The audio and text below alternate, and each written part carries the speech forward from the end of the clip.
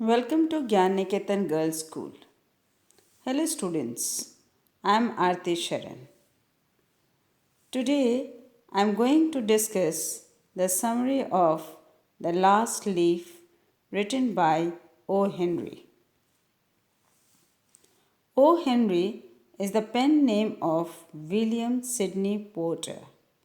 He was an American writer whose short stories are known for wit, wordplay, and clever endings. He wrote nearly 600 stories about life in America. He was born on 11th September 1862 in Greensboro in North Carolina. His first published story was Whistling Dick's Christmas Stockings, which was published in 1899. He published 12 stories while he was in prison. He was accused of embezzlement and was sent to jail. He used a pseudonym, Oliver Henry, only once and changed his pen name to O. Henry so that his readers would not be able to know that he was in jail. His collection of stories are Cabbage and Kings, which was published in 1904, The 4 Million, which was published in 1906, The Gift of the Maggie, The Skylight Room, and The Green Door. This story was published in 1907, means The Last Leaf.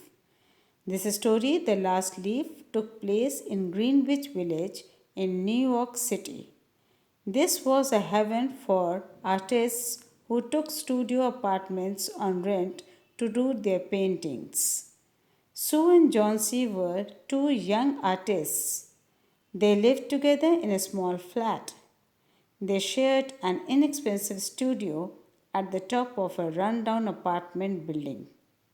It was situated on the third story of an old house.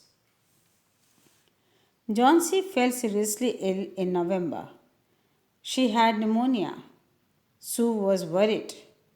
She sent for the doctor.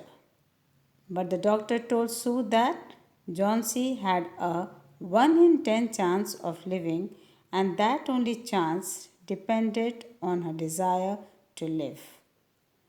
Johnsy was under severe depression and that could make things fatal. If she would lose the will to live, then medicine would not have any effect on her. And he also wanted to know if there was anything that worried Johnsy. Sue tried her best to make Johnsy to take interest in things around her. She talked about clothes and fashions. Then she brought her drawing board into Johnsy's room and started painting and was whistling also while painting. Johnsy looked at an ivy creeper outside on the wall. It was shedding its leaves because it was autumn, but Johnsy was counting backwards from 12 onwards. When Sue asked what it was all about, then she told her that she would die with the falling of the last leaf. It would happen in 3 days. Sue became very nervous. So she went to her downstairs neighbor, Mr. Berman, an old painter. He was 60 years old. Berman had a dream that he would paint a masterpiece, but had no success so far. Sue told Berman about Johnsy's fixation on the last leaf. Then both he and Sue went to Johnsy's room. Johnsy was sleeping.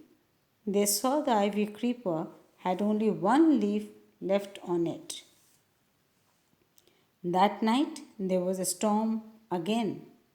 But in the morning, when Sue drew the curtains, she was surprised to see the leaf still there. Johnsy also saw the leaf. It was green and healthy. Johnsy looked at the leaf every hour, but it did not fall even in the stormy evening. This revived a will to live in Johnsy.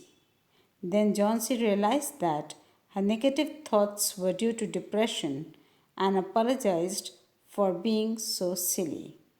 She asked for soup and mirror. She became hopeful and cheerful. The doctor came and gave Johnsy a good prognosis. He also informed Sue about Berman's illness and his serious condition. Next morning, Sue told Johnsy of Berman that he was ill for only 2 days. The guard found him on his bed. His clothes and shoes were wet. He was shivering in the stormy night. He had painted the last leaf on the wall in the night. He had caught pneumonia and died.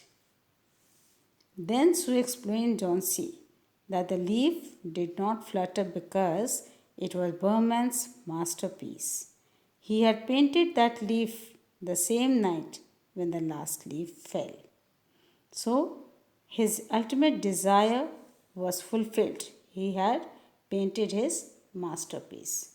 So I have given you the summary of the story.